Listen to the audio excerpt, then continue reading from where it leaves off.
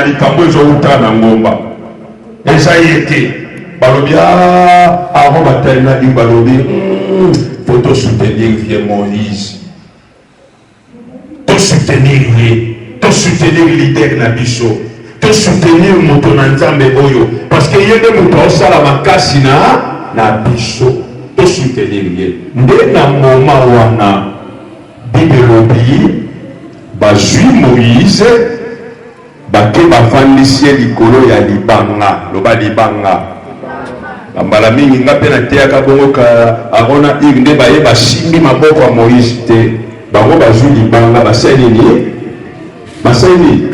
bafandisi Moïse liboso mpe bango baye babandi kosoutenir maboko ya nani mais Moïse na position ya nini c'est par là on comprend que maboko ka moto elembaki te mais Moïse y est tout entier à l'embaki et c'est qu'il a calme la position à côté élément mais avanda et maboko na ye et comme soutenir yaya moto bati maboko likolo même yosa jeune aux gens à moins de 20 ans ou même moins de 30 ans so babi na yo il mato soit obtenir maboko likolo au kokate maîtrise na éviter soyo koka okokate yaya okoma penza stérilisé okoma fatigué et c'était le cas de Moïse mais chose importante Aaron a eu ça pourtant Moïse a loba na bango likambo bango noko baye babandi ko soutenir Moïse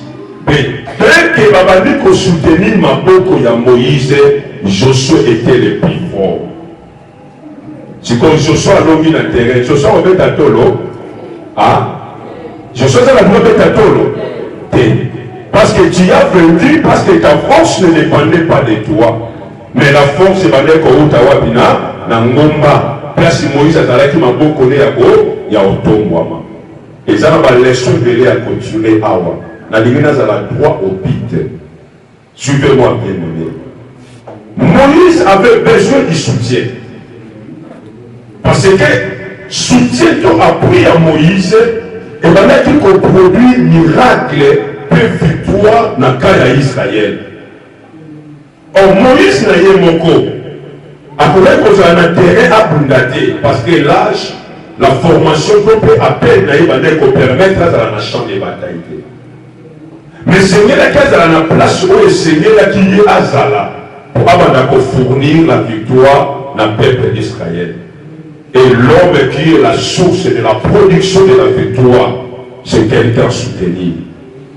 On a dit malade, et pas le beau qu'on a dit Matozawana. Pambola na kombo Yesu. Alléluia. Bien aimé, c'est important pour y papa makambo. Bibelobi Josué bâti Amalek qui n'en a pourquoi n'a couché à soleil. Amalek azalaki terrassé. Amalek azalaki humilié. Amalek azalaki battu. Pourquoi? Parce que ma boko à Moïse les alaki soutenu. Écoutez bien aimé, tout ministère, tout homme de Dieu n'a répété, tout homme de Dieu, on a la soutenir à sa faiblesse.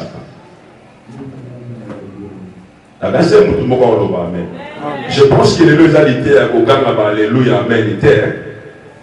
Et je voulais comme ça parce que on a vraiment na bokebi et côté vanda on a épandé na baki simba monté mano. Je sais que ton cœur est préparé pour ça. Tout ministère, tout homme de Dieu, tangela motono santambe même Yesu ye mokoto tanga kuna. Commençant par Jésus, on a une référence na biso. S'il n'avait pas de soutien, à nord de ces missionnaires. Jamais. Et un ministère ou un homme de Dieu isolé ou abandonné, c'est un ministère qui était dans Moussikaté. Et lorsque le ministère était Moussikaté, l'homme de Dieu a soutenu.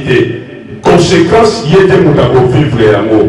Parce que vous devez savoir, Moïse dépendait de Dieu, mais Israël dépendait de Dieu par l'intermédiaire de Moïse. Dans un langage. Moïse dépendait de Dieu, Mais Israël dépendait de Dieu par l'intermédiaire de Moïse. Et pour ne pas soit bénéfice Wana, il avait fallu que Moïse ait la force.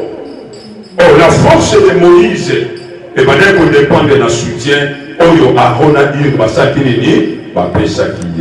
deuxième observation, sur la montagne, Moïse était allé bisaki Aaron a dit, Momoni te ke maboko na ngelemi, boya kosunga ngai, Moïse a loba quitté. Quand la Bible n'a pas 10 000 fois. Quand on a un commentaire biblique, au moins à quelle place Moïse a réclamé maboko na ngelemi, Aaron dit, boya kosunga maboko na nga, mais ça là qui bango basaki ni, va observer qui peut comprendre. Un bon collaborateur, un fidèle au Yazamalam auprès de l'homme de Dieu, à Zérakate pour ça la likambo motonanzamba loba. Il y a d'autres choses, Yomoko Fossalini, on comprend. Est-ce que par tout ça, dans la fiction, on a tout va dire Bazari? Yomoko comprendre, non, la source de notre force, c'est le main de cet homme. Nous devons les soutenir. Bien aimé, soutien et puis ça va casser. Soutien.